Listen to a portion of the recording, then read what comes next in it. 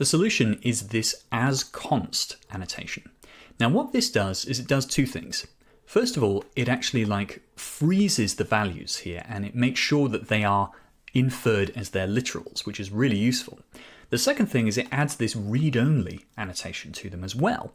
Now what happens there is it means that without this asConst, these are typed as string. And this is kind of proper because these can actually be altered. So we can say program mode.group equals something else. And that means that you kind of need to type this as string if you're TypeScript because you're thinking, okay, this is actually mutable here. But turning it with asConst actually means that this now turns it into a read-only property, so group actually gets inferred as group because we know it's never going to change. This also works with arrays too. So if I say const r equals 1, 2, 3, then this is going to be inferred as number array because I can just go in and change any of these to whatever I want. But if I say it's asConst, then I can't go in and change them, and it means they're inferred as their literal types. Super cool.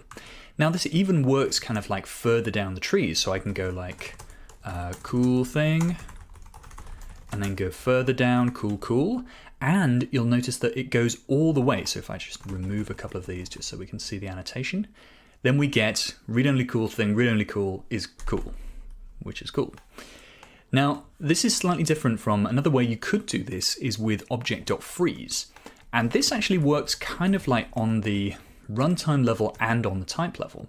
This means that you will get a read-only type of all of these, which is pretty useful, but object.freeze only works on the first level, doesn't go deeper and deeper and deeper. So it means that if you have this cool object down here, whatever, 1, 2, 3, then that's actually not going to, sorry, let me just do this. That's not going to get inferred deeply then. So object.freeze only works on the first level, whereas asConst works all through it. And asConst also doesn't add anything to the runtime either. It's only a type annotation, but it does mean that all of these types are inferred as their values and inferred as read-only.